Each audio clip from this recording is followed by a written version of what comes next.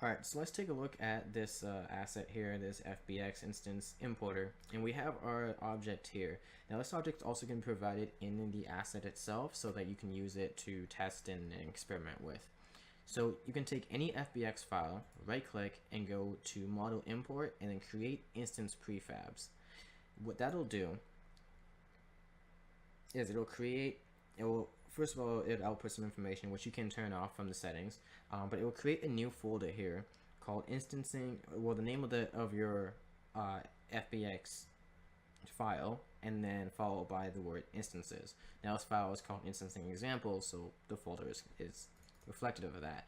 Now you'll see everything broken down into their prefabs as instances. So if I drag this object into my scene, we see that it's mostly a table. So I'm actually going to move this over. So it's a table set. Now I can go into this folder and start dragging in each individual object, and eventually I will have essentially my full structure put together.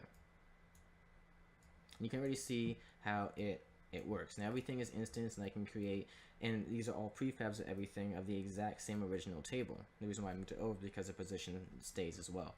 So now I can create multiple oranges, multiple apples, etc. out of these prefabs and do whatever we need to do with them. Now if you right click on the FBX file, go to Model Import, and then go to File Settings, these settings are specific to the file itself that was that you have selected. So if there is an issue with the instancing that might not be correct, you might have a unique hierarchical structure or a naming convention in your hierarchy structure here that might have conflicting names. So if that's the case, you can try using an instance by mesh. That way it'll look at the actual mesh itself after it finds the _PRE. That's really the only important thing. As long as the name itself has the _PRE at the end, and it knows that's what you're trying to create an instance of or a prefab of. Everything else will still be created as a prefab, but it'll be created in a unique object. For example, this basket got created as a unique object because it's not a prefab of anything. It doesn't have an _PRE at the end of it, but it still should be a part of the prefab structure. Now all these settings are detailed in the documentation, which is also provided in the project. However, this button is just here mostly for convenience, so you don't have to right click and go to import and all that stuff. You can just kind of do it right here while you're already here editing settings anyways. So,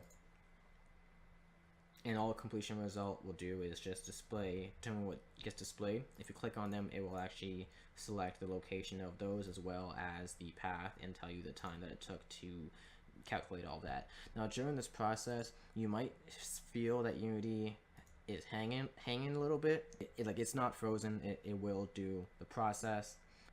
So why would this ever really be useful? So in the situation that you have multiple objects, multiple meshes in your folder here in your file, and you want to be able to use those objects at runtime, or even just in the editor to save yourself a little bit of time with copy and paste. You're building a city or something like that. You have a building, and you want to, create a few prefabs of those and duplicate them around.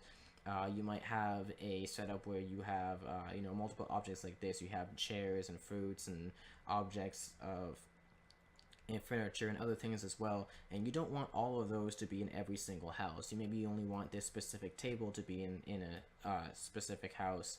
You maybe just want the specific chairs to be in a certain house. You might have different chair designs, etc. You'll have different preferences that you might want each of your buildings or whatever you're creating a lot of copies of to have different information associated with them, but still using the same information from your one file.